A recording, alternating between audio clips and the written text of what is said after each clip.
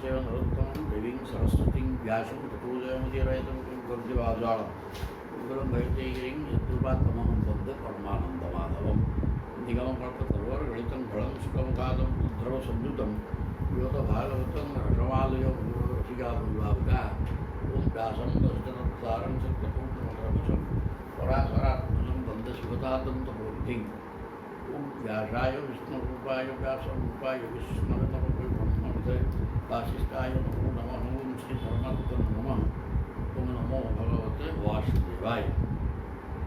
ବର୍ତ୍ତମାନ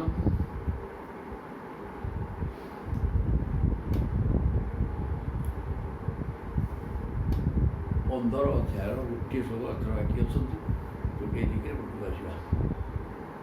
ଅହଂ ଆତ୍ମା ଅନ୍ତରଃ ବାହ୍ୟ ଅନାବୃତ ସର୍ବଦି ନାହିଁ। ମୁଁ ହେଉଛି ଆତ୍ମା, ମୁଁ ଅହଂ ଆତ୍ମା ଅନ୍ତର ବାହ୍ୟ, ମୁଁ ସମସ୍ତଙ୍କୁ ଭିତରେ ଅଛି ବାହାରେ ବି ଅଛି। ଅନାବୃତ ମୋତେ କିଏ ଘୋଡ଼େଇକି ରଖିପାରିବେ ନାହିଁ। ସର୍ବଦି ନାହିଁ, ସମସ୍ତଙ୍କ ସବୁ ଦେହ ଭିତରେ ମୁଁ ଅଛି। ତଥା ଭୂତାନି ଭୂତେଷୁ ବହି ଅନ୍ତଃ ସ୍ୱୟଂ ତଥା, ମୋ ଠାରେ ବାହାର ଭିତର ରୂପକ ପ୍ରଭେଦ ନାହିଁ, କାରଣ ମୁଁ ହେଉଛି ନିରାବରଣ ଏକ ଅଦ୍ୱିତୀୟ ସର୍ବବ୍ୟାପକ ଆତ୍ମା।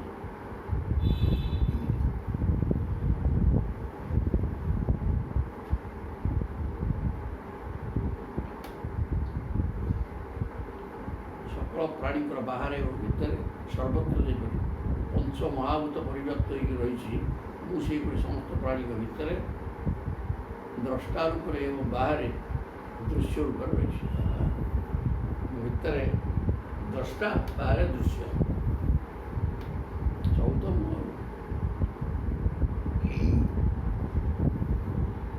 ବହି ଅନ୍ତଃସ୍ୱୟଂ ତଥା, ମୋର ଠାରେ ବାହାର ଭିତର ରୂପ ପ୍ରଭେଦ ନାହିଁ, କାରଣ ମୁଁ ହେଉଛି ନିରାବରଣ ଓ ଅଦ୍ୱିତୀୟ ସର୍ବବ୍ୟାପକ।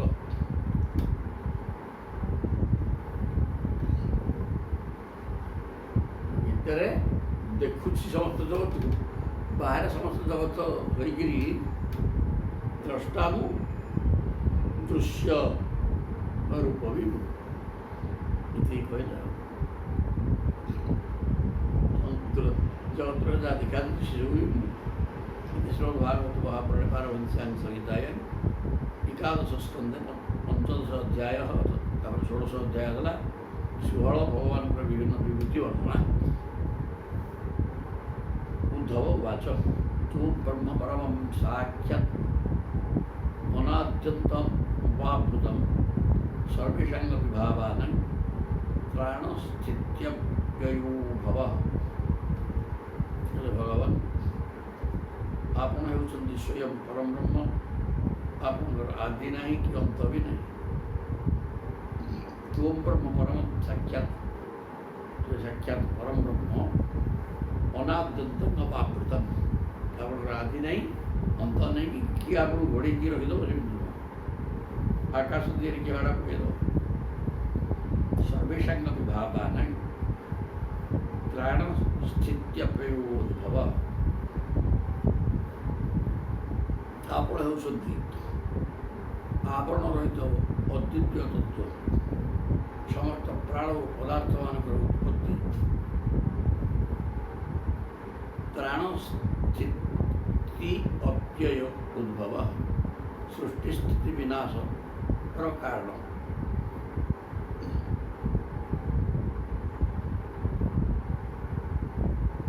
ଆପଣ ଉଚ୍ଚ ନିଚ ନିର୍ବିଶେଷରେ ଉଚ୍ଚାବଚେଷୁ ଭୂତେଷୁ, ଉଚ୍ଚ ନିଚ ମାନେ ଛୋଟ ବଡ଼, ପିମ୍ପୁଡ଼ି, ହାତୀ, ଏ ପ୍ରକାର ସବୁ ପ୍ରାଣୀ ଦେହ ଭିତରେ ଦୁଃଖୀ ଅକୃତ ଆତ୍ମନି, ଯେଉଁମାନେ ଅକୃତ ଆତ୍ମା ମାନେ ଯେଉଁମାନଙ୍କର ଆତ୍ମା ଜାଗ୍ରତ ନାହିଁ, ସଂସାର ଭିତରେ ଘଟୁଛନ୍ତି, ସେ ଅକୃତାତ୍ମମାନଙ୍କର ପାଇଁ ଆପଣ ଦୁର୍ବିଜ୍ଞେୟ ସିଏ ଆପଣଙ୍କୁ ଜାଣିପାରିବେନି। ଯିଏ ସାଧାରଣତ ଆପଣଙ୍କୁ ଜାଣିବା ପାଇଁ ବ୍ୟସ୍ତ ସିଏ ଜାଣିବେ। ଉପାସତେ ତ୍ୱାଂ ଭଗବନ୍ ଯଥା ତଥ୍ୟେନ ବ୍ରାହ୍ମଣା। ଯେ ପ୍ରକୃତରେ ଯିଏ ବ୍ରାହ୍ମଣ ବ୍ରହ୍ମଦାନାତିଥି ବ୍ରାହ୍ମଣ ସେମାନେ ସଦାବେଳେ ଉପାସନାରତ ରହିଛନ୍ତି, ଆପଣଙ୍କୁ ଜାଣିବା ପାଇଁ ବ୍ୟବସ୍ଥା କରୁଛନ୍ତି। ତେଣୁ ସେମାନେ ହିଁ ଜାଣିପାରିବେ। କିନ୍ତୁ ଯେଉଁମାନେ ଅକୃତାତ୍ମା ଆପଣଙ୍କ ସମ୍ପର୍କରେ କିଛି ନ ଜାଣି ସଂସାର ଭିତରେ ଅଟକୁଛନ୍ତି, କିଏ ଆମ ସଂସାର ହେଇକିରି, ସେମାନଙ୍କ ପାଇଁ ତୁମେ ଦୁର୍ବିଜ୍ଞେୟ। ଯେଷୁ ତେଷୁ च ଭାବେଷୁ ଭକ୍ତ୍ୟା ତ୍ୱାଂ ପରମର୍ଷୟଃ ଉପାସୀନାଃ ପ୍ରପଦ୍ୟନ୍ତେ ସଂସିଦ୍ଧିଂ ତଦବଦସ୍ୱ ମେ। ଯେଷୁ ତେଷୁ च ଭାବେଷୁ ଭକ୍ତ୍ୟା ତ୍ୱାଂ ପରମର୍ଷୟଃ।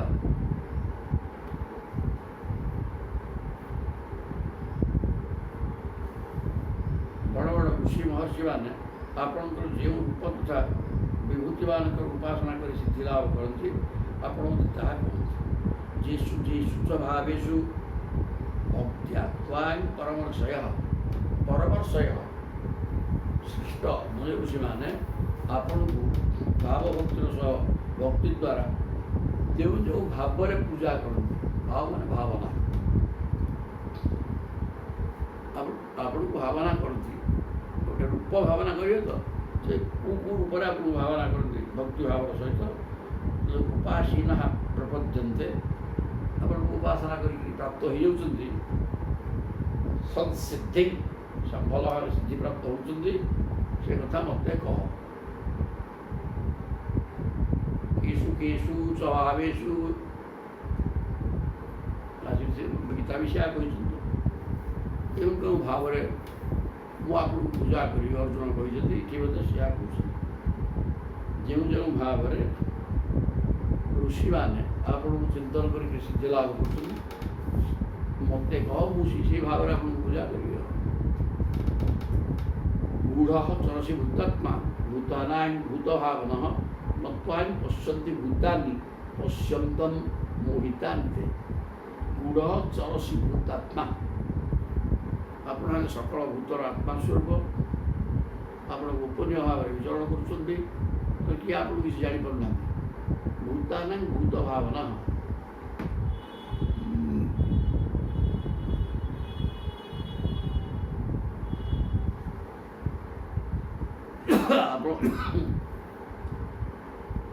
ଭୂତାନାଂ ଭୂତାତ୍ମା, ସମସ୍ତ ଭୂତମାନଙ୍କର ଆତ୍ମା ଏବଂ ଭୂତ ଭାବନଃ, ଭୂତମାନଙ୍କର ଭଲ ମନ୍ଦ ଭାବନା କରିବା ଦାୟିତ୍ୱ ଆପଣଙ୍କର, ତେଣୁ ଆପଣ ପାଳନ କର୍ତ୍ତା।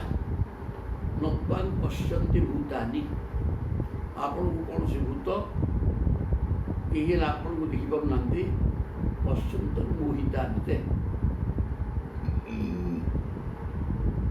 ପଶ୍ୟନ୍ତଂ ମୋହିତାନ୍ତେ,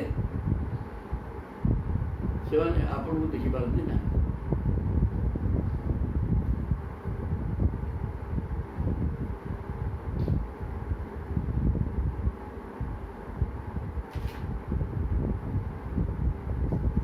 ନତ୍ୱାଂ ପଶ୍ୟନ୍ତି ଭୂତାନି ପଶ୍ୟନ୍ତଂ ମୋହିତାନ୍ତେ।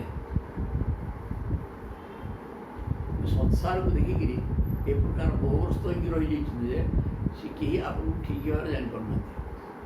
ସଂସାରଟା ବି ଆପଣ, ହେଲେ ଆପଣଙ୍କୁ ଠିକ୍ ଭାବରେ ଜାଣିପାରୁନାହାନ୍ତି।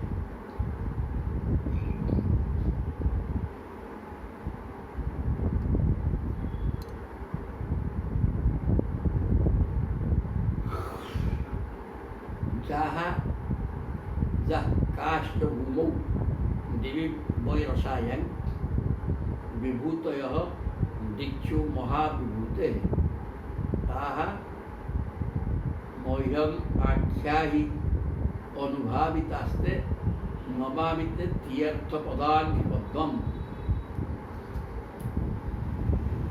उद्धव कहते जहाँ काष्ठ भूमौ दिव्य रसायन, ये भूमि भितर आकाश भूमि स्वर्गरे भूमि आकाश स्वर्गरे रसायन रसातल पृथ्वी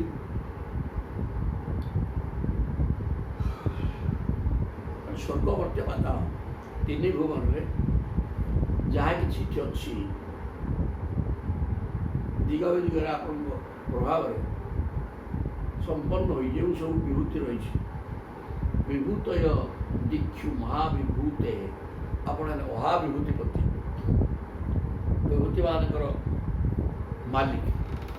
ତେଣୁ ଏ ସ୍ୱର୍ଗ ମର୍ତ୍ତ୍ୟ ପାତାଳରେ ଯାହା ଯାହା ବିଭୂତି ଆପଣଙ୍କର ରହିଛି ତାହା ମହ୍ୟଂ ଆଖ୍ୟାୟୀ ତେଣୁ ମୋତେ କହ ଅନୁଭାବିତା ଆସ୍ତେ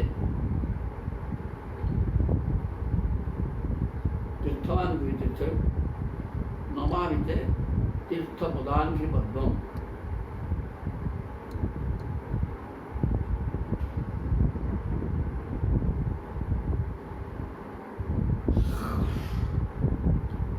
ନମାମିତେ ତୀର୍ଥ ପଦାଙ୍ଘି ପଦ୍ମମ୍ ମୁଁ ଆପଣଙ୍କର ତୀର୍ଥ ପାଦକୁ ନମସ୍କାର କରୁଛି। ଶ୍ରୀ ଭଗବାନ ବାଚ କଥା ଉଦ୍ଧବ କହିଦେଲା ପରେ ଭଗବାନ ଉଦ୍ଧବ କହୁଛନ୍ତି କ'ଣ କହିଲେ ନା ଏବଂ ଏତତ୍ ଅହଂ ପୃଷ୍ଟଃ ପ୍ରଶ୍ନବିଦାଂ ବରଃ ଯୁଜୁଃସୁନା ବିନଶନେ ସପତ୍ନୀଃ ଅର୍ଜୁନେନ ବୈ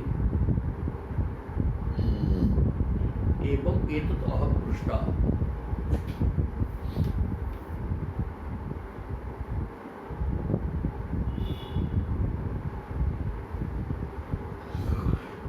এই প্রকার প্রশ্ন উদ্ধবଙ୍କ দ্ୱାରା ପଚରାଯାନ୍ତି ଭଗବାନଙ୍କୁ ପ୍ରଶ୍ନ ବିଦାଂ ବରଃ ପ୍ରଶ୍ନର ଉତ୍ତରକୁ ବା ପ୍ରଶ୍ନବିତ୍ମାନଙ୍କ ଭିତରେ ସର୍ବଶ୍ରେଷ୍ଠ ହେଲେ ପ୍ରଭୁ ତ ସବୁଥିରେ ଶ୍ରେଷ୍ଠ।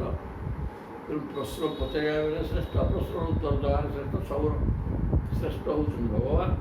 ସେ କ'ଣ କଲେ ଯୁଜୁଃସୁନା ବିନଶନେ ସପତ୍ନୀ ମାନେ ଶତ୍ରୁମାନଙ୍କ ଦ୍ୱାରା କୁରୁକ୍ଷେତ୍ର ଯୁଦ୍ଧକ୍ଷେତ୍ରରେ କୌରବ ପାଣ୍ଡବଙ୍କ ମଧ୍ୟରେ ଯୁଦ୍ଧ ଆରମ୍ଭ ହୋଇଯାଇଥିଲା। ଶତ୍ରୁମାନଙ୍କ ସଙ୍ଗେ ଯୁଦ୍ଧ କରିବାକୁ ପ୍ରସ୍ତୁତ ହୋଇ ଆସିଥିବା ଅର୍ଜୁନ ମଧ୍ୟ ମୋତେ ଏହି କଥା ପ୍ରଶ୍ନ କରିଥିଲେ। ସପତ୍ନୀ ମାନେ ଶତ୍ରୁ ହିଁ କୌରବମାନଙ୍କ ସହିତ କୁରୁକ୍ଷେତ୍ର ଯୁଦ୍ଧରେ ଯୁଦ୍ଧ ଲାଗିବାକୁ ଯାଉଥିବା ଅବସ୍ଥାରେ ପ୍ରାଥମିକ ଅବସ୍ଥାରେ ଅର୍ଜୁନେନ ପୃଷ୍ଟଃ ଅର୍ଜୁନ ମଧ୍ୟ ଠିକ୍ ଏହି ପ୍ରଶ୍ନ କରିଥିଲେ ଯୁଦ୍ଧକ୍ଷେତ୍ରରେ ଜ୍ଞାତ୍ୱା ଜ୍ଞାତିବୋଧଂ ଗର୍ହ୍ୟମ୍ ଅର୍ଜୁନ କାହିଁ ପ୍ରଶ୍ନ କଲେ ନା ଜ୍ଞାତିବୋଧଟା ଗର୍ହିତ କର୍ମ। ଯୁଆଡ଼େ ଦେଖିଲା କି ପିତାମହ ଭାଇ ବନ୍ଧୁ ସଳା ମାମୁଁ ସବୁ ତ ପରିପୂର୍ଣ୍ଣ ଆଉ ତେଣୁ ଏଇ ଜ୍ଞାତିମାନଙ୍କୁ ଜ୍ଞାତିବୋଧଂ ଗର୍ହ୍ୟମ୍ ଜ୍ଞାତିବୋଧ ଅତ୍ୟନ୍ତ ଗର୍ହିତ କର୍ମ କଥା ଜାଣିକିରି ଏବଂ ଅଧର୍ମ ନିଶ୍ଚିତ ଭାବରେ ତେଣୁ ରାଜ୍ୟ ହେତୁକମ୍ ଏ ରାଜ୍ୟ ଟିକିଏ ପାଇଁ ମୁଁ ଏତେ ଲୋକଙ୍କୁ ବିନାଶ କରିବି ନିଜ ଲୋକ ଗୁଡ଼ାକ ଜ୍ଞାତି ଏ କଥା ସମ୍ଭବ ନୁହେଁ। ତତଃ ନିବୃତ୍ତଃ ହନ୍ତି ଅହମ୍ ହନ୍ତାହମ୍ ହତୋୟଂ ଇତି ଲୌକିକଃ ସାଧାରଣ ଲୋକଙ୍କ ପରି ସେ ଭାବୁଥିଲେ ମୁଁ ହେଉଛି ମାରିବା ଲୋକ ଅନ୍ୟମାନେ ହେଉଛନ୍ତି ମରିବା ଲୋକ ଏପରି ଭାବି ସେ ଯୁଦ୍ଧରୁ କ୍ଷାନ୍ତ ହେବେ। ହନ୍ତା ଅହମ୍ ହତଃ ଅୟମ୍ ସାଧାରଣ ଲୋକ ଲୌକିକ ସାଧାରଣ ଲୋକ ଭଳିଆ ସେ ଚିନ୍ତା କଲେ ଯେ ଅହଂ ହନ୍ତା ମୁଁ ହେଲି ମାରିବା ଲୋକ ଏମାନେ ମରିବା ଲୋକ ଏହି ପ୍ରକାର ଚିନ୍ତା କରିକିରି ଯୁଦ୍ଧରୁ ବିରାମ ନେଇଥିଲେ। ସତଦା ପୁରୁଷ ବ୍ୟାଘ୍ର ଯୁକ୍ତ୍ୟା ପ୍ରତିବୋଧିତଃ ଅଭ୍ୟଭାଷତ ମାନ୍ ଏବଂ ଯଥାର୍ଥଂ ରଣମୂର୍ଧନି ସହ ଅର୍ଜୁନ ତଦା ସେହି ସମୟରେ ଏ ପୁରୁଷ ବ୍ୟାଘ୍ର ଉଦ୍ଧବ ପୁରୁଷ ଶ୍ରେଷ୍ଠ ଉଦ୍ଧବଜୀ ପୁରୁଷ ବ୍ୟାଘ୍ର ସ ପୁରୁଷ ବାଘ ମାନେ ଅତ୍ୟନ୍ତ ପରାକ୍ରମୀ ପୁରୁଷ ସେ ଅର୍ଜୁନ ସେହି ସମୟରେ ଯୁକ୍ତ୍ୟା ପ୍ରତିବୋଧିତ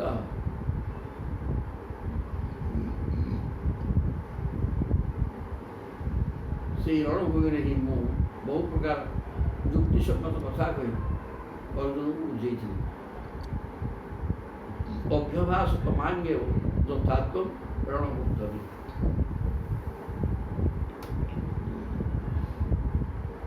ବର୍ତ୍ତମାନ ତୁମେ ଯାହା ପଚାରୁଛ ସେତେବେଳେ ଅର୍ଜୁନ ମୋତେ ଠିକ୍ ସେ ପଚାରୁଛ। ଯୁଦ୍ଧ କ୍ଷେତ୍ରରେ ଅର୍ଜୁନ ମୋତେ ଠିକ୍ ଏଇ ପ୍ରକାର ପ୍ରଶ୍ନ କରିଥିଲେ ଏବଂ ମୁଁ ତାଙ୍କୁ ବୁଝେଇକି କହିଥିଲି କହିଲେ ଅହଂ ଆତ୍ମୋଦ୍ଧବାନ୍ ईशान भूतानां सुहृदीश्वरः अहं सर्वाणि भूतानि तेषां स्थितोद्भवाप्ययः अहं आत्मोद्भवान् ईशान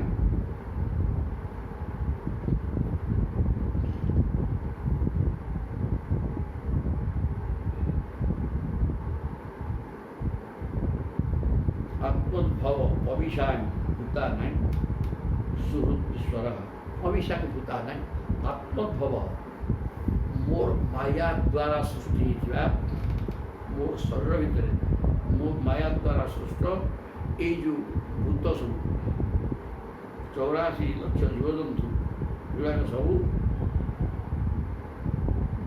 सुहृद एवं अहम आत्मोद्भव अभिशान भूतानां ये भूत मानकर हे उद्धव मु भूत मान सब आत्मा एवं सुहृद मित्र एवं ईश्वर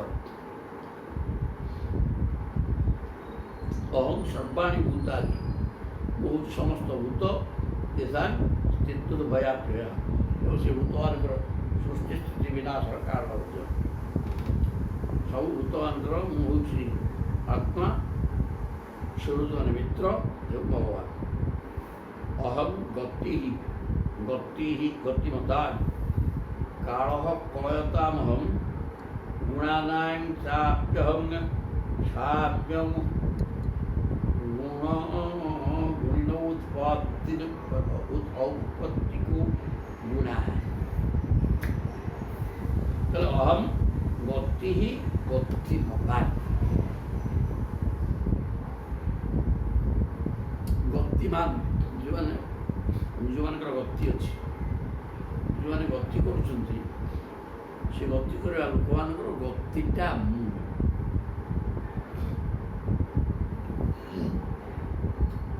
गतिटा प्रभु कहीं कहले कथा ना प्रभु ही निजे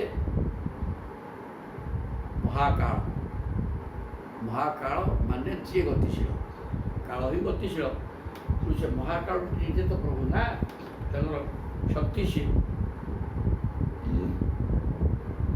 तेणु काल गतिशील एवं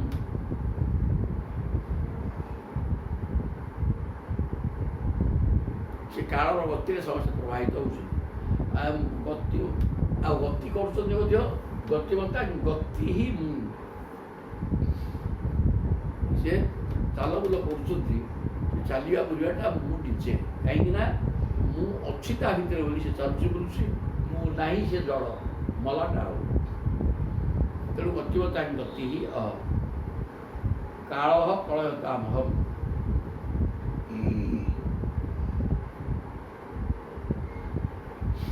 पदार्थ मान गति गणनाकारी मान मध्य काल मुसी गणनाकारी भितर काल महाकाल कलयतां अहम काल काल कलयतामहम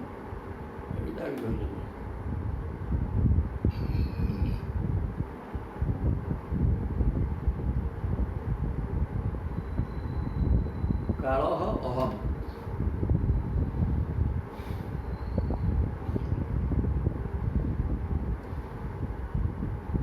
गणनाकारी मान मध्य काल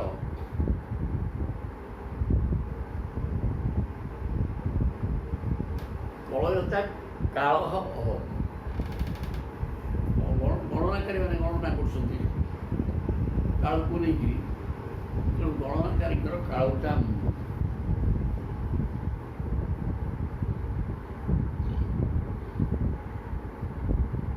ଗଣନାକାରୀମାନେ କୋଉଠି ଜ୍ୟୋତିଷ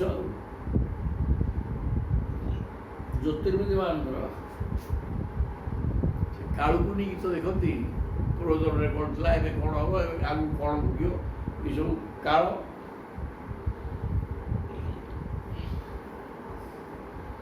କାଳର ଗତିକି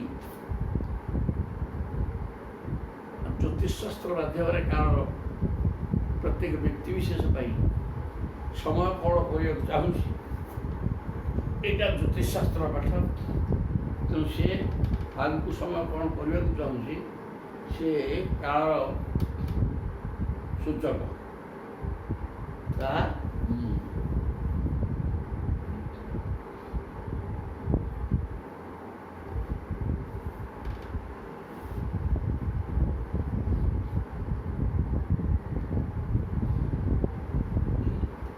ଗଣନାକାରୀମାନେ କ'ଣଟେ କହିବେ, ଆଗକୁ କ'ଣ ହେବ, ଆଉ କ'ଣ ସେ କାଳ ସମ୍ପର୍କରେ ସିଏ କହିବେ। ଆଉ କାଳଟା ତ ମୁଁ ନିଜେ ନା, ଯାହା ସିଏ କହିବେ ସେ ମୋ ସମ୍ପର୍କରେ କହିବେ।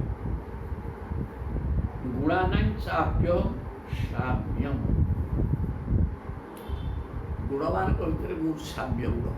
ସାମ୍ୟ ମାନେ ସମଭାବ, ସମଭାବଟା ସମତ୍ୱം ଯୋଉ ଉଚ୍ଚତେ, ସମଭାବ ସବୁଠାରୁ ଶ୍ରେଷ୍ଠ ଭାବ। ତେଣୁ ଗୁଣମାନଙ୍କ ଭିତରେ ମୁଁ ହେଲି ସମଭାବ। ଗୁଣି ନୌତ୍ପତ୍ତି ଗୁଣା, ଗୁଣମାନଙ୍କର ନୈସର୍ଗିକ ଗୁଣ ମଧ୍ୟ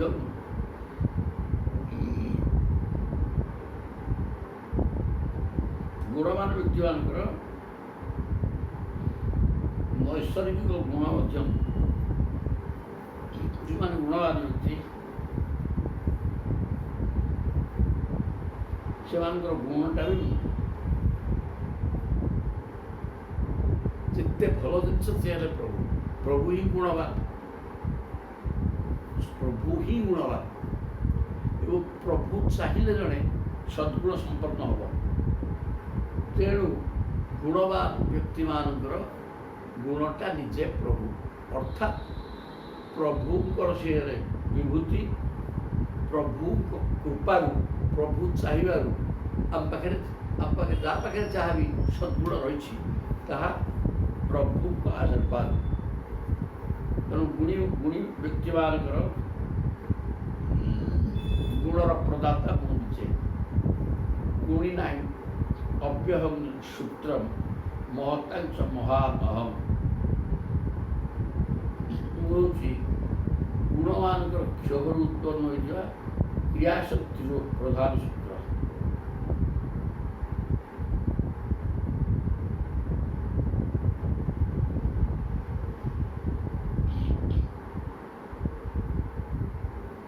ଗୁଣମାନଙ୍କର କ୍ଷୋଭରୁ ଉତ୍ପନ୍ନ ହୋଇଥିବା କ୍ରିୟାଶକ୍ତି। ଗୁଣି ନାହିଁ ଅବ୍ୟହଂ ସୂତ୍ର, କ୍ରିୟାଶକ୍ତିଟା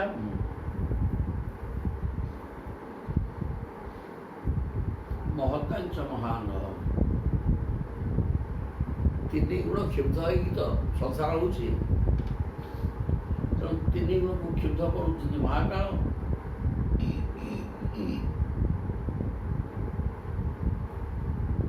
ମୁଁ ହେଉଛି କ୍ଷୋଭରୁ ଉତ୍ପନ୍ନ ହୋଇଥିବା କ୍ରିୟାଶକ୍ତି ପ୍ରଧାନ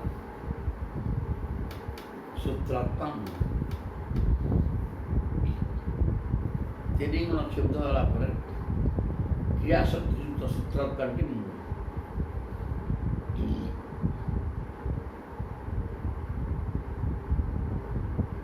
ମହତାଂଶ ମହାନ ଅହଂ। ମହଜ୍ଜନମାନଙ୍କ ଭିତରେ ଥିବା ମହତ୍ଵଟା ମୁଁ। ମାନେ ଯେତେ ସଦ୍ଗୁଣ, ସବୁ ସଦ୍ଗୁଣର ମାଲିକ ଯେହେତୁ ପ୍ରଭୁ, ତେଣୁ ମହଜ୍ଜନମାନଙ୍କର ମହତ୍ ପଡ଼ିଆଟା ହିଁ ମୁଁ। କାହିଁକିନା ସବୁ ବ୍ୟକ୍ତିଙ୍କ ପାଇଁ ସେ ମହତ୍ ପଡ଼ିଆ ନାହିଁ। ବିଶେଷ ଭାବରେ ତାର କାର୍ଯ୍ୟକଳାପ ଏବଂ ଗତିବିଧି ଲକ୍ଷ୍ୟ କରି ମୁଁ ସେ ନିର୍ଦ୍ଦିଷ୍ଟ ବ୍ୟକ୍ତିଙ୍କ ପାଖରେ ସେ ମହତ୍ତାକୁ ଦେଇଛି, ମହତ୍ ପଣିଆକୁ ଦେଇଛି। ତେଣୁ ମହତ୍ ପଣିଆଟା ଯଦି ମନୁଷ୍ୟ ସମସ୍ତେ ମହତ୍ ପଣିଆର ମାଲିକ ହୁଅନ୍ତେ, ନା ତାହା ହେଇପାରୁନି। କାହିଁ ହେଇପାରୁନି? ନା ତାଙ୍କ ପ୍ରତି ମୋର ବିଶେଷ କୃପା ନାହିଁ। ଯାହା ପ୍ରତି ବିଶେଷ କୃପା ଅଛି ସେ ହିଁ ସେ ମହତ୍ଵକୁ ପାଇଛି। ସୁପାଣ ଗପ୍ୟ ଜୀବ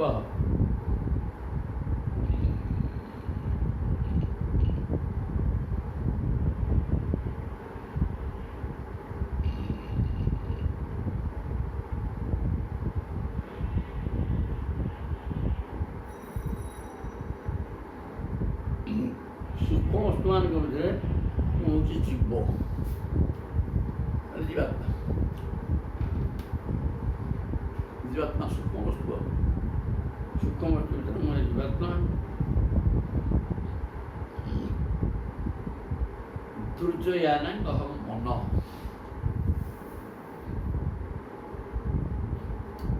ଜୀବାତ୍ମା ସବୁଠାରୁ ସୂକ୍ଷ୍ମ। ତେଣୁ ଜୀବାତ୍ମାକୁ କେହି ଦେଖିପାରୁନାହାନ୍ତି, କୌଣସି ଇନ୍ଦ୍ରିୟ ଗ୍ରହଣ କରିପାରୁନାହାନ୍ତି, କେବଳ ଅନୁଭବ କରିହେବ। ଦୁର୍ଜୟାନାଙ୍ଗ ମନ।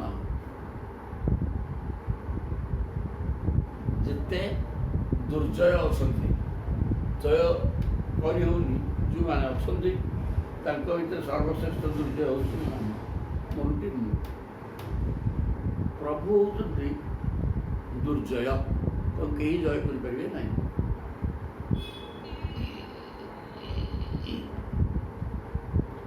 ସେମିତି ଯେତେ ଦୁର୍ଜୟ ଅଛନ୍ତି ସଂସାରରେ, ତା ଭିତରେ ମନଟି ସବୁଠାରୁ ଦୁର୍ଜୟ। ମନକୁ କେହି କେବେ ଜୟ କରିପାରି ନାହିଁ। ମନ ସହଜରେ କାହାର ବଶବର୍ତ୍ତୀ ହେବା କଥା, ବୁଦ୍ଧିର ବଶବର୍ତ୍ତୀ ହେବା କଥା, ହେଲେ ସଦା ଠିକ୍ ଚାଲିବ। କିନ୍ତୁ ମନ ସହଜରେ କାହାର ବଶବର୍ତ୍ତୀ ହୁଏ ନାହିଁ। କାହିଁକି ନା ସେ କାହା କଥା ବୁଝିବନି କିଛି।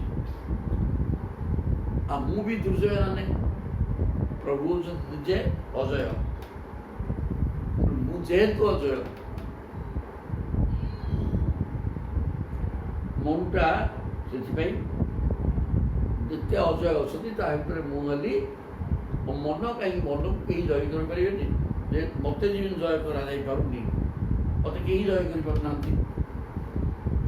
ଯେତେ ପରାକ୍ରମୀ ହେଇଥିଲେ ମଧ୍ୟ ସମସ୍ତଙ୍କୁ ବିଜୟ କରିବାର କ୍ଷମତା ଥିବା ଲୋକ ମଧ୍ୟ ମୋତେ ଜୟ କରିପାରୁନି। ମନଟା ଠିକ୍ ସେମିତି ଅତ୍ୟନ୍ତ ଦୁର୍ଜୟ। ତେଣୁ ମୁଁ ବି ଦୁର୍ଜୟ, ତେଣୁ ମନଟି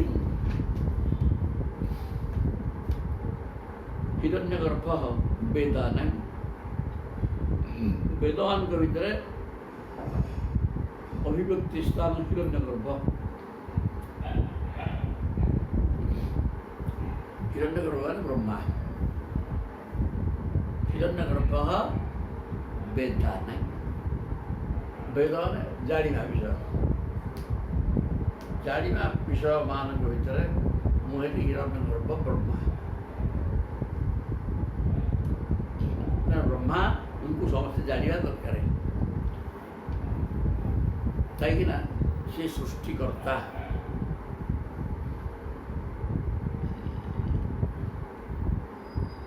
समस्त को सृष्टि कर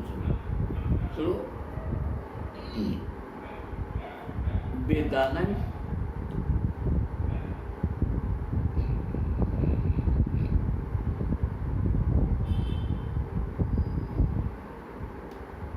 वेद मान अभिव्यक्ति। वेद प्रकाश कर ब्रह्मा पूर्व, तेणु से हूँ वेद मान ब्रह्मा। मंत्राण प्रणव त्रिवृत त्रिमात्रायुक्त प्रणव ओम। मंत्र मान भीतर मुझे ओंकार, कारण मंत्रटी जड़, ओंकार ही जीवन। बिना ओंकार मंत्र मृत, मंत्र कौन अर्थ ना। मंत्र होती जड़, ओंकार होती जीवन। ଅକ୍ଷରାଣାଂ ଅକାରସ୍ମି। ଅକ୍ଷରମାନଙ୍କ ଭିତରେ ଅକ୍ଷର ଯାହାର କ୍ଷରଣ ନାହିଁ, ଯାହାର ବିକାର ନାହିଁ, ଅପରିବର୍ତ୍ତିତ ସ୍ଥିତିରେ ରହେ ସିଏ ଅକ୍ଷର। ତେଣୁ ଅକ୍ଷରାଣାଂ ଅକାର। ଆମର 50 ଅକ୍ଷର ଅଛି, କିନ୍ତୁ ତା ଭିତରେ ଅକାର ସରକାର ଶ୍ରେଷ୍ଠ।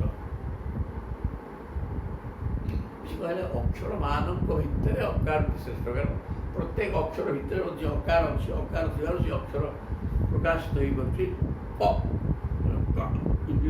ଖତେ ହେଲା ବି ହବ କ, ତାହେଲେ ଅ ଅଛି ବୋଲି ସେ କ ହଉଛି। ସେମିତି କ ଖ ସବୁ ଭିତରେ ଅ ଥିବା ହେତୁ ସେ କ ଖ ହଉଛି। ଖତେ ହେଲା ବି ହବ, ହଳଦ ରହିଯିବ ହଳଦ।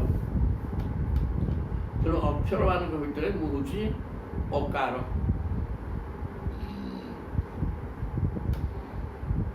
ଅଦାନି ଛନ୍ଦସାଂ ଅହମ୍।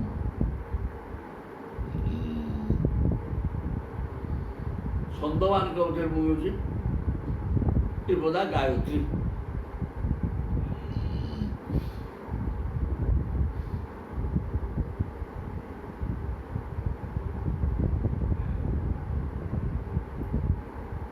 ଅଦାନି ଛନ୍ଦସାଂ ଅହମ୍।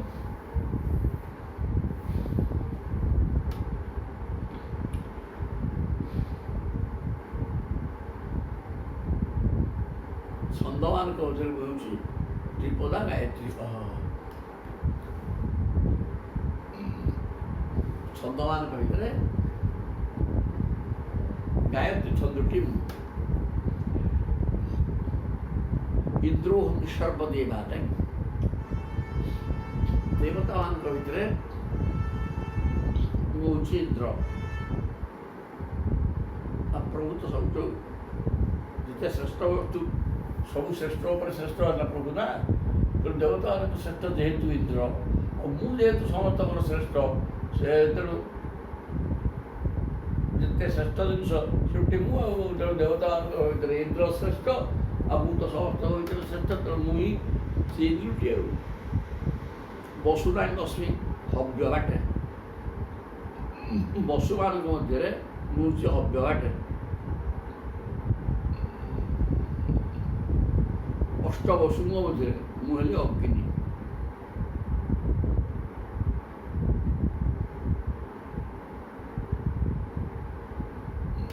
ଅଷ୍ଟବସୁ ଭିତରେ ମୁଁ ଅଗ୍ନି। ଆଉ ଆଦିତ୍ୟାନାଂ ଅହମ୍ ବିଷ୍ଣୁ। ଦ୍ୱାଦଶାଦିତ୍ୟ ଅଛନ୍ତି। ପ୍ରତ୍ୟେକ ମାସରେ ସୂର୍ଯ୍ୟଙ୍କର ସ୍ୱତନ୍ତ୍ର ନାଁ ଅଛି। ତେଣୁ ତାଙ୍କ ଭିତରେ ମୁଁ ହେଲି ବିଷ୍ଣୁ। ବିଷ୍ଣୁ ସନାତନ। ପୁଷ ମାସରେ ମୋ ନାଁ ବିଷ୍ଣୁ ସନାତନ ବିଷ୍ଣୁ। ବିଷ୍ଣୁ ତ ମୁଁ ନିଜେ ନା। ତେଣୁ ଆଦିତ୍ୟମାନଙ୍କ ଭିତରେ ବିଷ୍ଣୁ ଯେଉଁ ମାସରେ ଆଦିତ୍ୟକୁ ବିଷ୍ଣୁ କୁହାଯାଏ, ସେତେବେଳେ ସେଇଟା ମୁଁ ହେଇଯାଏ।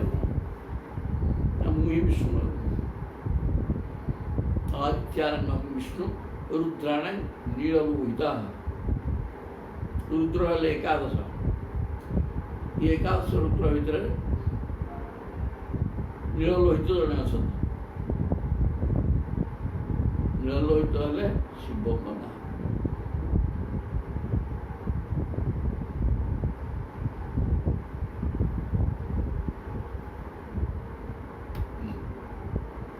ନୀଳଲୋହିତ। ବ୍ରହ୍ମର୍ଷିଣାଂ ଭୃଗୁରହମ୍। ବ୍ରହ୍ମର୍ଷିମାନଙ୍କ ଭିତରେ ମୁଁ ହେଲି ଭୃଗୁ। ବ୍ରାହ୍ମଣ ଇଆଡ଼େ ଋଷି, ବ୍ରହ୍ମର୍ଷି। ବ୍ରାହ୍ମଣ ଏବଂ ଋଷି ସେମାନଙ୍କ ଯେତେ ଅଛନ୍ତି ତାଙ୍କ ଭିତରେ ମୁଁ ଭୃଗୁ। କାରଣ ଭୃଗୁ ହେଉଛନ୍ତି ଜ୍ୟେଷ୍ଠ, ସବୁଠାରୁ ଜ୍ୟେଷ୍ଠ ଶ୍ରେଷ୍ଠ ଋଷି। ତେଣୁ ସବୁ ବ୍ରାହ୍ମଣ ଋଷିମାନଙ୍କ ଭିତରେ ମୁଁ ହେଲି ଭୃଗୁ। ରାଜର୍ଷିଣାଂ ଅହଂ ମନୁ। ରଜା ହେଇଥିଲେ ବି ଋଷି ପ୍ରଥମ ରଜା ହେଉଛନ୍ତି କି ସ୍ୱୟଂଭୁବ ମନୁ। ଯିଏକି ବ୍ରହ୍ମା ଦି ଭାଗରେ ହେଇକି ସ୍ୱୟଂଭୁବ ମନୁ ହେଇଥିଲେ, ସତରୂପା ସ୍ୱୟଂଭୁବ ମନୁ। ତେଣୁ ସିଏ ହେଉଛି ତେଣୁ ମୁଁ ରାଜର୍ଷି ଅହଂ ମନୁ ରାଜର୍ଷିମାନଙ୍କ ଭିତରେ ମୁଁ ହେଲି ସ୍ୱୟଂଭୁବ ମନୁ। ରାଜା ତ ଅନେକ ଅଛନ୍ତି, ସେ ରାଜା ଏବଂ ଋଷି ସ୍ୱୟଂଭୁବ ସେ ସର୍ବଶ୍ରେଷ୍ଠ। ଦେବଶିଳାଂ ନାରଦୁହଂ ଦେବତା ୟାର ଋଷି ଦେବର୍ଷି। ଅନେକ ଦେବର୍ଷି ଅଛନ୍ତି କିନ୍ତୁ ତାଙ୍କ ଭିତରେ ପ୍ରକୃତ ନାରଦ ହେଉଛନ୍ତି ଶ୍ରେଷ୍ଠ। ଯେତେ ଶ୍ରେଷ୍ଠ ସେଟା ତ ମୁଁ, ତେଣୁ ନାରଦ ହେଉଛି ମୁଁ। ହବି ଧାନ୍ୟସ୍ୟ ଧେନୁଷୁ ହବିର୍ଧାନ୍ୟସ୍ମି ଧେନୁଷୁ ଧେନୁଟା କାମଧୁ ଧେନୁ ଗାଈମାନଙ୍କ ମଧ୍ୟରେ ମୁଁ ହେଲି କାମ ଧେନୁ।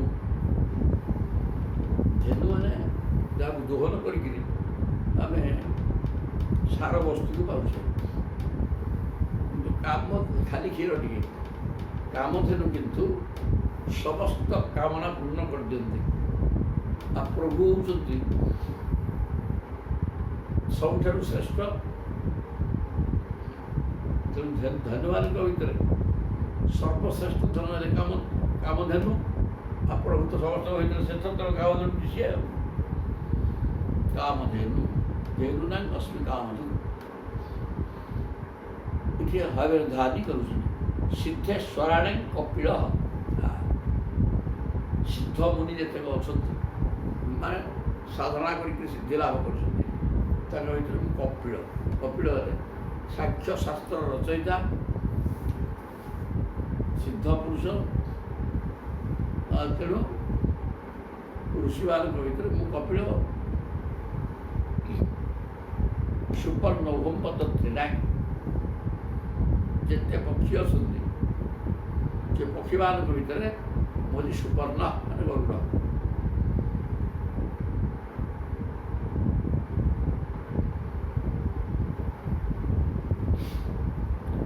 ପ୍ରଜାପତିନାଂ ଦକ୍ଷଃ ଅହଂ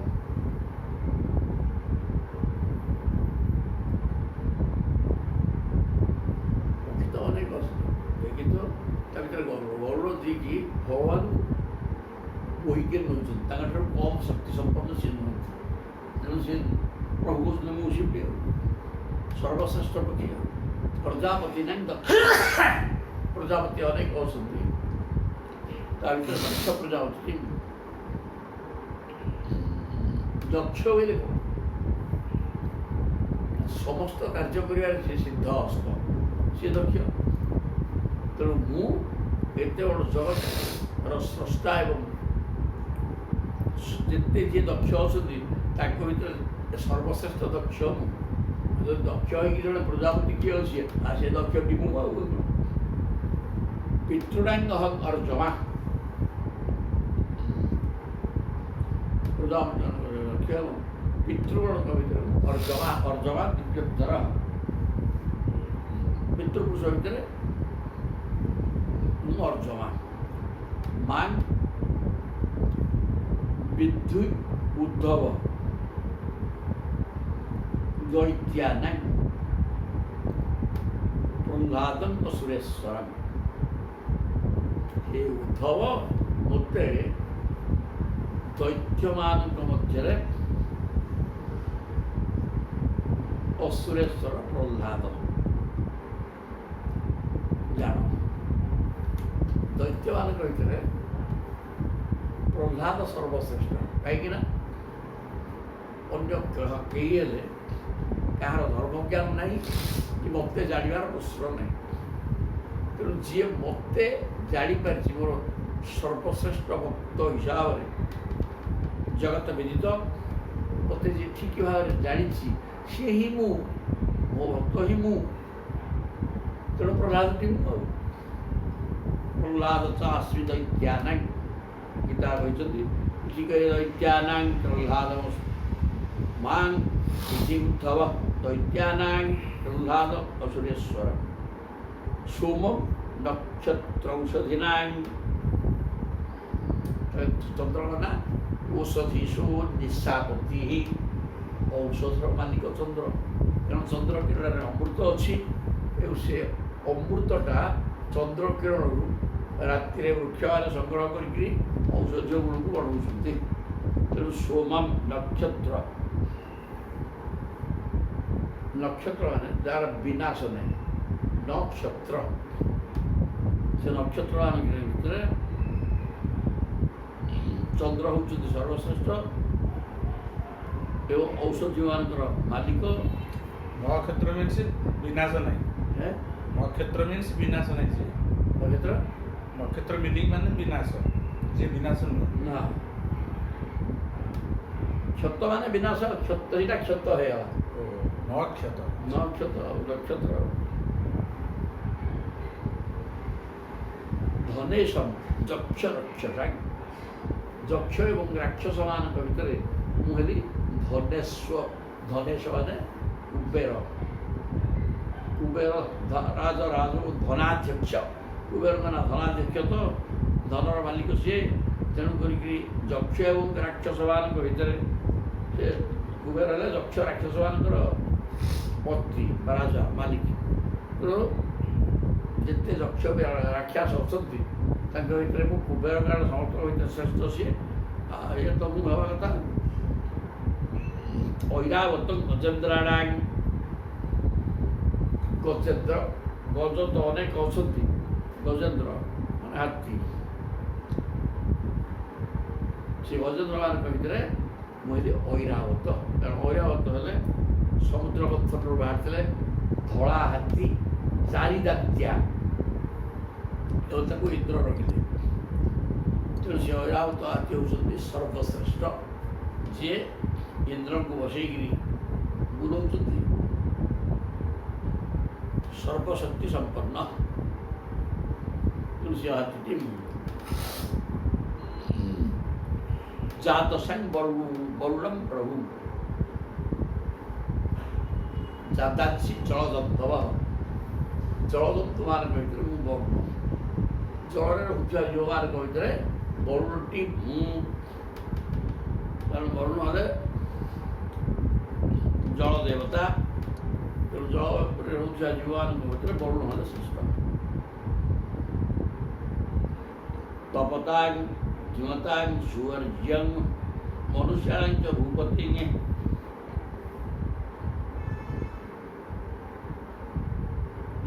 ସୂର୍ଯ୍ୟ ଉତ୍ତପ୍ତ କରନ୍ତି ଏବଂ ଆଲୋକ ଦିଅନ୍ତି।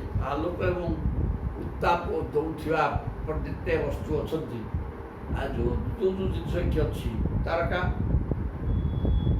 ଗ୍ରହ, ନକ୍ଷତ୍ର, ସେ ଚନ୍ଦ୍ର, ଏ ସମସ୍ତେ ଦେବେ। ଏମାନଙ୍କ ଭିତରେ ମୁଁ ସୂର୍ଯ୍ୟ ସବୁଠାରୁ ଉତ୍ତାପ ଏବଂ ଆଲୋକ ଅଧିକା ଦିଅନ୍ତି। ମନୁଷ୍ୟାଣାଂ ଚ ଭୂପତି, ମନୁଷ୍ୟମାନଙ୍କ ଭିତରେ ସେମାନଙ୍କର ରାଜା ହେଉଛନ୍ତି ନରପତିଟି ମୁଁ। ଆଉ ମୁଁ ତ ସମସ୍ତ ଜଗତର ପତି ନା। ଲୋକମାନଙ୍କର ଯିଏ ପତି ବା ଶାସକ ରାଜା, ସେଟା ମୁଁ। ଉଚ୍ଚୈଶ୍ରବା ତୁରଙ୍ଗାଣା, ଘୋଡ଼ାଙ୍କ ଭିତରେ ଉଚ୍ଚୈଶ୍ରବା ଅଶ୍ୱ। ଏ ମଧ୍ୟ ସମୁଦ୍ର ମନ୍ଥନରୁ ବାହାରିଥିଲେ, ଏ ସର୍ବଶ୍ରେଷ୍ଠ ଅଶ୍ୱ।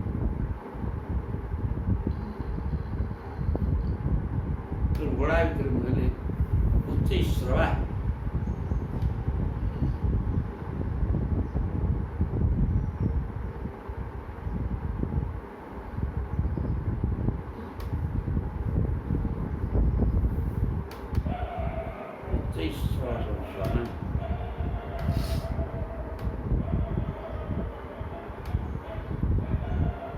ଧାତୁନାଂ ଅସ୍ମି କାଞ୍ଚନ, ଯେତେ ଧାତୁ ଅଛି ତା ଭିତରେ ମୁଁ କାଞ୍ଚନ ମାନେ ସୁନା। କାହିଁକିନା ଅନ୍ୟ ଧାତୁ ଗୁଡ଼ାକ ମୂଲ୍ୟବାନ ନୁହେଁ। ଯେତେ ଧାତୁ ସବୁ ସମସ୍ତଙ୍କ ଭିତରେ ମୂଲ୍ୟବାନ ହେଉଛନ୍ତି ସୁନା। ଆଉ ଯେତେ ମୂଲ୍ୟବାନ ଜିନିଷ ସବୁଠି ତ ମୁଁ। ଆଉ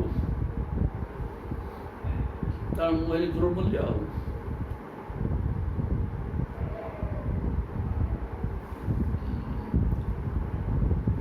ଯମଃ ସଂଯମତାଂ ସଂଯମତାମହଂ, ସଂଯମ କରୁଥିବା ସଂଯମ ଜ୍ଞାନ ଥିବା ସମସ୍ତ ବ୍ୟକ୍ତିମାନଙ୍କ ଭିତରେ ମୁଁ ହେଲି ଯମ। ଯମ ମାନେ ସମସ୍ତଙ୍କୁ ବିନାଶ କରିକିରି ଏ ସୃଷ୍ଟିକି ଗୋଟେ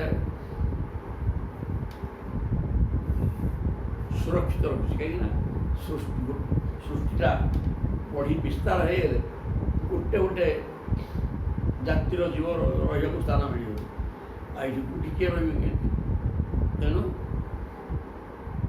ଅନେକ ସଂଯମୀ ଅଛନ୍ତି, ଇନ୍ଦ୍ରିୟମାନଙ୍କୁ ସଂଯତ କରୁଛନ୍ତି, କିଏ ମନକୁ ସଂଯମ କରୁଛି। ଯେତେ ସଂଯମୀ ଅଛନ୍ତି ତା ଭିତରେ ମୋ ଭଳିଆ ଆଉ ସଂଯମୀ କେହି ନାହାନ୍ତି। କାହିଁକିନା ମୁଁ ସମଗ୍ର ପୃଥିବୀକି ମୃତ୍ୟୁ ମୁଖରେ ପକେଇକିରି ସଂଯମ କରୁଛି, ନହେଲେ ପୃଥିବୀ ଠିକ୍ ଭାବରେ ଚାଲନ୍ତା। ତେଣୁ ସଂଯମ କରୁଥିବା ଜୀବମାନଙ୍କ ଭିତରେ ମୁଁ ହେଲି ଯମ। ସୂର୍ଯ୍ୟଂ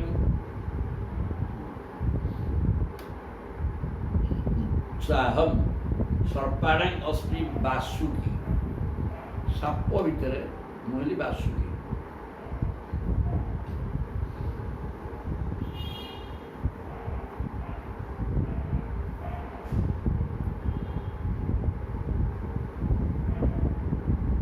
ଅନନ୍ତଶ୍ଚାସ୍ମି ନାଗାନାଗ।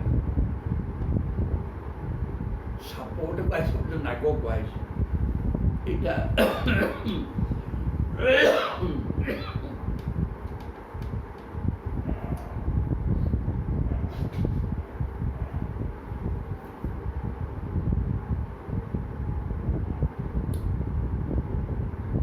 ନାଗାନାଗ। ନାଗମାନଙ୍କର ଫଣା ନାହିଁ ଓ ବିଷ ନାହିଁ।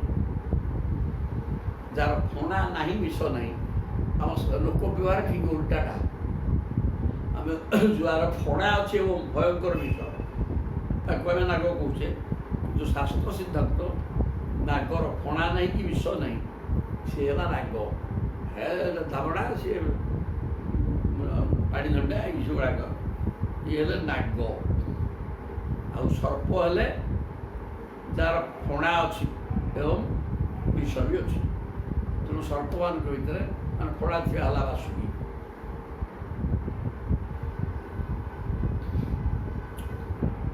ନାଗେନ୍ଦ୍ରାଣାଂ ଅନନ୍ତୋହମ୍। ଅନନ୍ତ ହେଉଛି ମୁଁ ନାଗମାନଙ୍କ ଭିତରେ। ନାଗ ଅନନ୍ତଙ୍କର 1000 ମୁଣ୍ଡ ସିନା, ଏମିତି ବିସ୍ତୃତ ଫଣା ସଳଖ ସଳଖ ମୁଣ୍ଡ। ଯେଉଁଠି ଅନନ୍ତ କରିଛନ୍ତି ମୁଣ୍ଡ, ସେ ଚିତ୍ର ଦେଖିଲେ ଜଣାପଡ଼ିବ କେବଳ ସଳଖ ସଳଖ ଫଣା ଫଣା କିଛି। ତେଣୁ ସିଏ ହେଲେ ନାଗ। ନାଗେନ୍ଦ୍ରାଣାଂ ଅନନ୍ତୋହମ୍। ମୃଗେନ୍ଦ୍ର ଶୃଙ୍କିଦଂଷ୍ଟ୍ରିଣାଂ। ମୃଗେନ୍ଦ୍ର ମୃଗାଣାଂ ଇନ୍ଦ୍ର। ମୃଗ ମାନେ ସମସ୍ତ ପଶୁ ଜାତିର ଯିଏ ମାଲିକ, ସେ ହେଲା ମୃଗେନ୍ଦ୍ର। ସିଂହଟା, ସେ ସିଂହଟି କ'ଣ ନା ଶୃଙ୍କିଦଂଷ୍ଟ୍ରିଣାଂ। ଦାନ୍ତ ଏବଂ ସିଂହ ଥିବା ଯେତେ ମାରଣା ଅଛନ୍ତି, ଜୀବନକୁ ମାରିବାର କ୍ଷମତା ତାଙ୍କ ପାଖରେ ଅଛି, ତାଙ୍କ ଭିତରେ ମୁଁ ହେଲି ମୃଗେନ୍ଦ୍ର। ମୁଁ ସମସ୍ତଙ୍କୁ ମାରିଦେବି, ସମସ୍ତଙ୍କୁ ମାରିବାର କ୍ଷମତା ମୋ ପାଖରେ ଅଛି। ତେଣୁ ମୋ ନାଁ ମୃଗେନ୍ଦ୍ର। ଆଶ୍ରମାଣାଂ ଅହଂ ଧ୍ୱର୍ଯ୍ୟହମ୍। ମୃଗ ମାନେ ପଶୁ। ମୃଗ ମାନେ ପଶୁ, ସମସ୍ତ ପଶୁକୁ ମୃଗ କୁହାଯାଏ। ହରିଣ ହରିଣ ଗୋଟେ ଅର୍ଥ, ଦୁଇଟା ଅର୍ଥ। ଦୁର୍ଯ୍ୟମ୍ ମୃଗ ମିରିଗ ଗୋଟେ ଅର୍ଥ, ଏବଂ ସମସ୍ତ ପଶୁକୁ ବୁଝାଏ, ପଶୁ ଜାତି। ଦୁର୍ଯ୍ୟ ମାନେ ଚତୁର୍ଥ। ମୁଁ ହେଉଛି ଆଶ୍ରମ ଭିତରେ ଚତୁର୍ଥ ଆଶ୍ରମ। କୋଉଟା? ସନ୍ନ୍ୟାସୀ।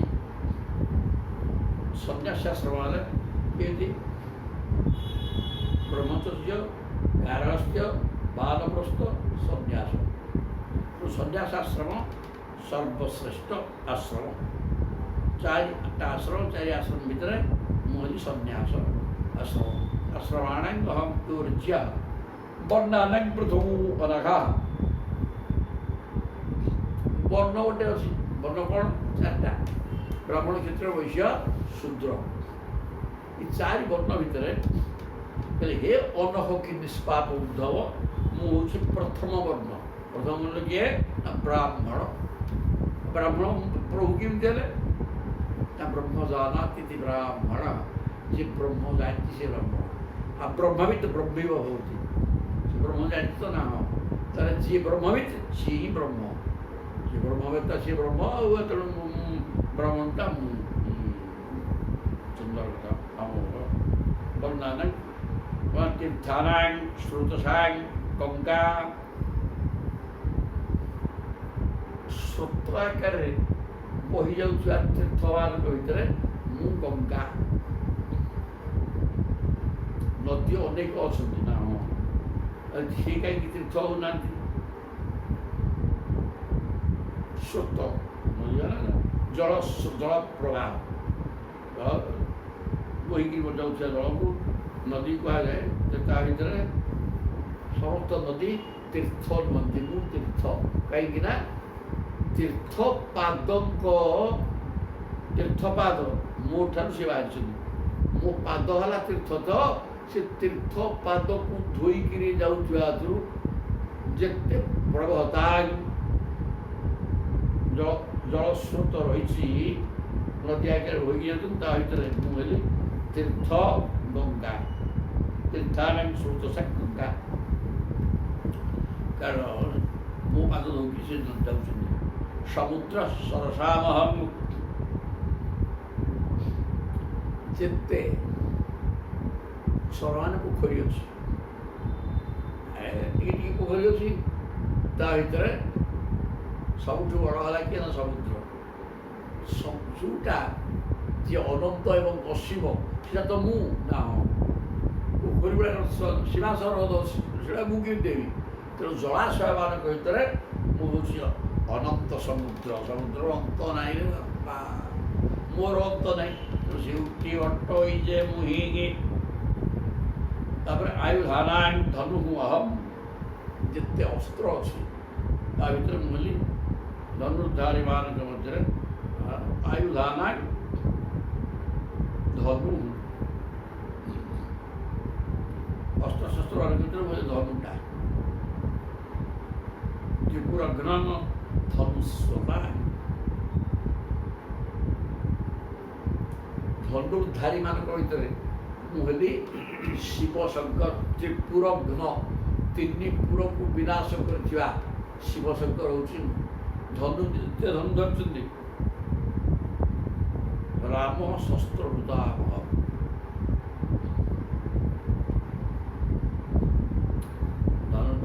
ରାମଚନ୍ଦ୍ର ଶିବ ଶଙ୍କର କହିଲେ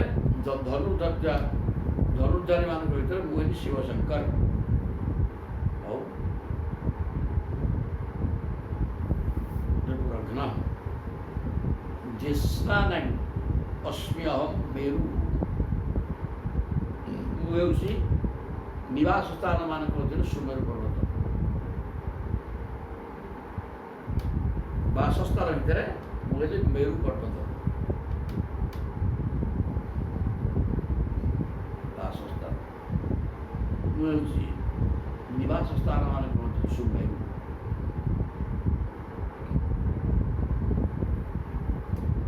ମେରୁ ହେଲା ପର୍ବତମାନଙ୍କ ଭିତରେ ମୁଁ ଶ୍ରେଷ୍ଠ ହେଲେ ମେରୁ ଆଉ ସୁମେରୁ ପର୍ବତ। ଗହନାନାଂ ହିମାଳୟ, ଦୁର୍ଗମ ସ୍ଥାନ ମଧ୍ୟରେ ମୁଁ ହିମାଳୟ। ଗହନ ମାନେ ଦୁର୍ଗମ ସ୍ଥାନ, ଏତେ ସହଜରେ କିଏ ଯାଇପାରିବେନି, ସେ ପ୍ରକାର ସ୍ଥାନ ଭିତରେ ମୁଁ ହେଲି ହିମାଳୟ। ବନସ୍ପତି ନାଇଁ ଅଶ୍ୱତ୍ଥମ, ବନସ୍ପତି ମାନେ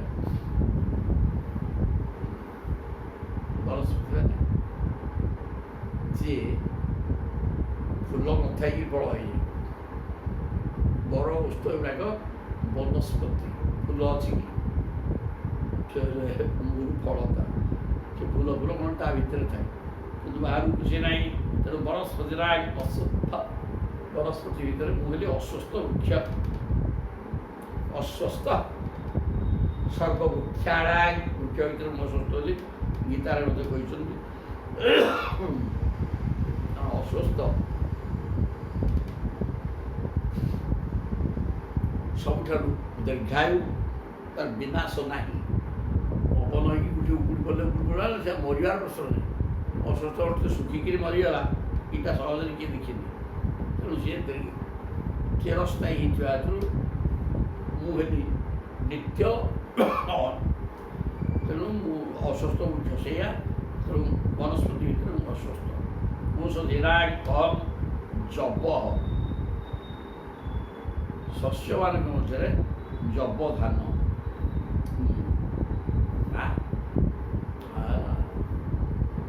ଶସ୍ୟ ତ ଅନେକ ଅଛି।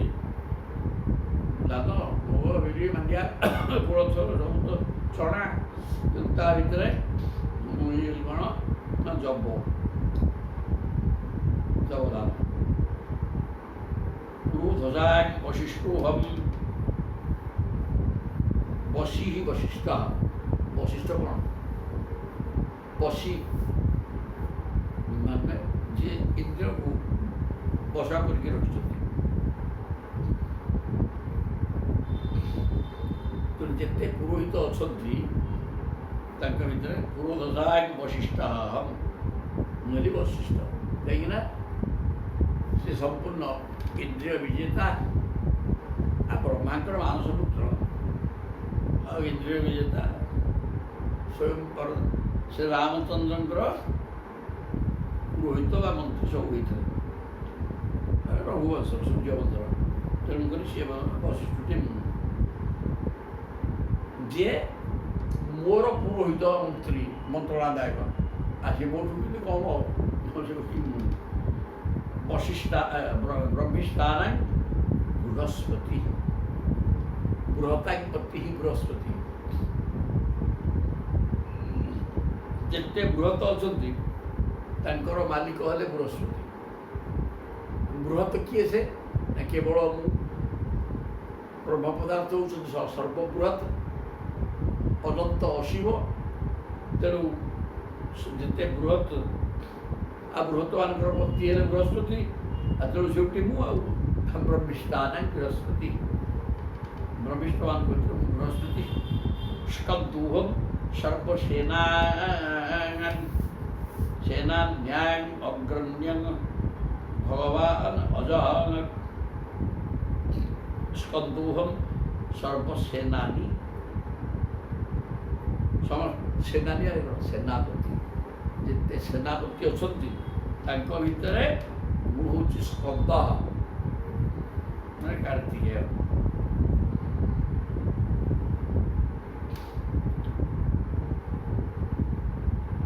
ଅଗ୍ରଣ୍ୟାଂ ଭଗବାନ ଅଜଃ। ସନ୍ମାର୍ଗ ପ୍ରବର୍ତ୍ତକମାନଙ୍କ ମଧ୍ୟରେ ଭଗବାନ ବ୍ରହ୍ମା। ଆଚ୍ଛା ଆଚ୍ଛା। ସନ୍ମାର୍ଗ ପ୍ରବର୍ତ୍ତକ ଆଉ ବ୍ରହ୍ମା ହିଁ ସମସ୍ତଙ୍କୁ ସତ୍ ଉପଦେଶ ଦିଅନ୍ତି। ତେଣୁ ସତ୍ ମାର୍ଗର ଉପଦେଶଟା କିଏ? ବ୍ରହ୍ମା। ସେଉଠି ମୁଁ। ଯଜ୍ଞାନାଂ ବ୍ରହ୍ମଯଜ୍ଞୋହମ୍। ଯଜ୍ଞମାନଙ୍କ ଭିତରେ ମୁଁ ହେଲି ବ୍ରହ୍ମଯଜ୍ଞ। ବ୍ରହ୍ମଯଜ୍ଞ ମାନେ ସ୍ୱାଧ୍ୟାୟ ବା ଜ୍ଞାନ ଯଜ୍ଞ। ବ୍ରହ୍ମଯଜ୍ଞ କ'ଣ କି? ଜ୍ଞାନ ଯଜ୍ଞ ହିଁ ବ୍ରହ୍ମଯଜ୍ଞ।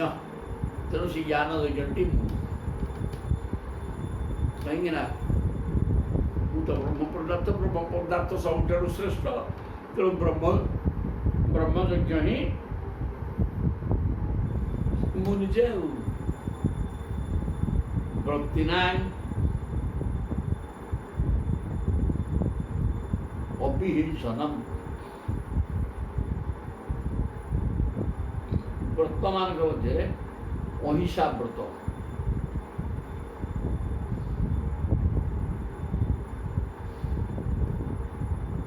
ସର୍ବଶ୍ରେଷ୍ଠ ବ୍ରତ ହେଲା ଅହିଂସା ବ୍ରତ। ବାୟୁ ଅଗ୍ନି ଅର୍କ ଅମ୍ବୁ ବାକ୍ ଆତ୍ମା ଶୁଚିନାଂ ଅପ୍ୟହଂ ଶୁଚି। ଯେତେ ଶୁଚି ମାନେ ପବିତ୍ର ଜିନିଷ ଅଛି, ପବିତ୍ର ବସ୍ତୁ ବାୟୁ ଗୋଟେ ପବିତ୍ରତମ ଜିନିଷ। ସେଥିରେ ସବୁଠାରୁ ପବିତ୍ର ବାୟୁ ଦେହରେ କିଛି ଧୂଳି ତା ଦେହରେ ଧୂଳି ଉଡ଼ୁଛି, ସୁଗନ୍ଧ ଦୁର୍ଗନ୍ଧ ହେଉଛି କି ନା? ଗନ୍ଧ ଦୁର୍ଗନ୍ଧ ନିର୍ଦ୍ଦିଷ୍ଟ ସ୍ଥାନରେ ସୁଗନ୍ଧ କି ଦୁର୍ଗନ୍ଧ ଅଛି। ବାୟୁ ତାକୁ କିଛି ଭାବରେ ଠେଲି ଦେଇଯାଏ, କିନ୍ତୁ ବାୟୁରେ ଦୁର୍ଗନ୍ଧ ନାହିଁ। ବାୟୁ ସବୁଠାରୁ ଶୁଦ୍ଧ, ଅଗ୍ନି ମଧ୍ୟ ତଥେଇ ମଧ୍ୟ ସେ ମଢ଼ ଜୀବଜନ୍ତୁ ସବୁ ଖାଇକି ଲଟା କରୁଛନ୍ତି, ତା ସେ କେମିତି ଶୁଦ୍ଧ? ତା ଜୀବଜନ୍ତୁ ସେ ଖାଇ ଦେଇ ପାରନ୍ତି, କିନ୍ତୁ ସେ ଜୀବଜନ୍ତୁଙ୍କର ଉଚ୍ଚା ଗନ୍ଧ ଅଗ୍ନିଙ୍କ ପାଖରେ ଅଛି। ତେଣୁ ଅଗ୍ନି ସଦାବେଳେ ଶୁଦ୍ଧ, ସେ ଯାହା ଖାଆନ୍ତୁ ନା, ପିଷ୍ଟା ଖାଇଦେଲେ ମଧ୍ୟ ଜଳିତ ବାଉଁଶ ହେଇଗଲା, ପୋଲ୍ଟି ବାୟୁମଣ୍ଡଳ ସେ ଯେଉଁ ମଇଳା ପଡ଼ିକିରି ଗୋଳମାଳ କରୁଥିଲା ତାକୁ ଶୁଦ୍ଧ କରିଦେଲେ ସେ। ତେଣୁ ସେ ସବୁଠାରୁ ଶୁଦ୍ଧ। ନିଜେ ବ୍ୟକ୍ତିଗତ ଭାବରେ ଶୁଦ୍ଧ ହେଲେ ତ ହେବନି, ସେ ଅନ୍ୟମାନଙ୍କୁ ଏ ଅଶୁଦ୍ଧକୁ ଶୁଦ୍ଧ କରିଦିଅନ୍ତି। ତେଣୁ ଏସବୁ ଶ୍ରେଷ୍ଠ ଶୁଦ୍ଧ ଜିନିଷ ବାୟୁ, ଅଗ୍ନି, ଅର୍କ ମାନେ ସୂର୍ଯ୍ୟ କିରଣ, ଅମ୍ବୁ ହେଲେ ଜଳ, ଅମ୍ବୁ ବାକ୍ ବଚନ ଏବଂ ଆତ୍ମା, ଏସବୁ ପବିତ୍ରତମ ଜିନିଷ। ପବିତ୍ର ଜିନିଷ ଭିତରେ ମୁଁ ହେଲି ପବିତ୍ରମ୍ ମଙ୍ଗଳମ୍ ପରମ୍, ସବୁଠାରୁ ପବିତ୍ର ହେଲି ମୁଁ ନିଜେ।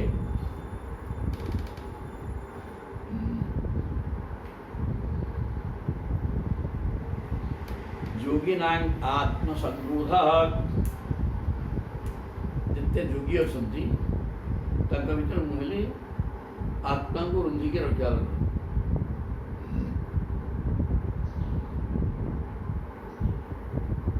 ମନକୁ ସଂଯମକି ରଖିବା, ମନ ସଂଯତ ହେବା ହିଁ ଯୋଗୀମାନଙ୍କ ଭିତରେ ମୁଁ ସଂଯମୀ। ମନ୍ତ୍ରୋସ୍ମି ବିଜିଗୀ ଶତାଂ,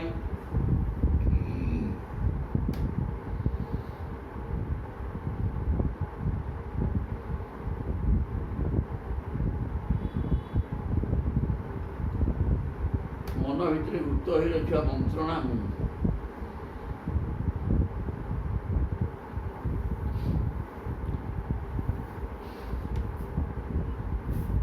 ଗୁପ୍ତ ମନ୍ତ୍ରଣାଟି ମୁଁ।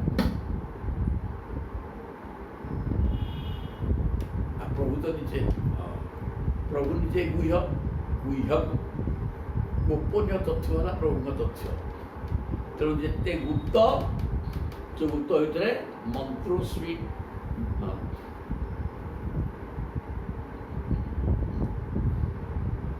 ବିଜୟୀ, ମୁଁ ହେଉଛି ବିଜୟୀ ଅଭିଳାଷୀ ବ୍ୟକ୍ତିମାନଙ୍କ ମନ ଭିତରେ ଗୁପ୍ତ ହୋଇ ରହିଥାଏ।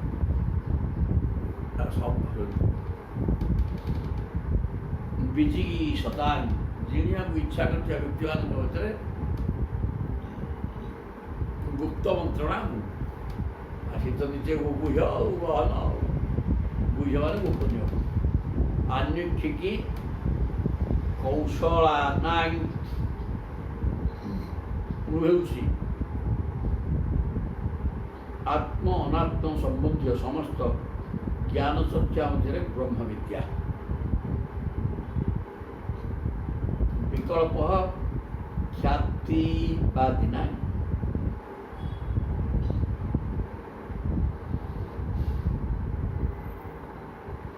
କାରଣ ଆଜି ପର୍ଯ୍ୟନ୍ତ କେହି ବି ତତ୍ତ୍ୱ ସଂଖ୍ୟା କେତେ ତାହା ନିର୍ଣ୍ଣୟ କରିପାରିନାହାନ୍ତି।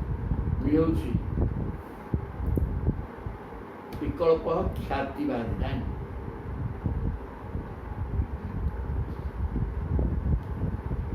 ତତ୍ତ୍ୱ ନିର୍ଣ୍ଣୟ ନିମନ୍ତେ କରାଯାଇଥିବା ବାଚ ବିବାଦ ରୂପୀ ବିକଳ୍ପ, ଅବିକଳ୍ପଟା ବିକଳ୍ପ ଖ୍ୟାତିବାଦିନାଂ। ବିକଳ୍ପଟି ବି ମୁଁ।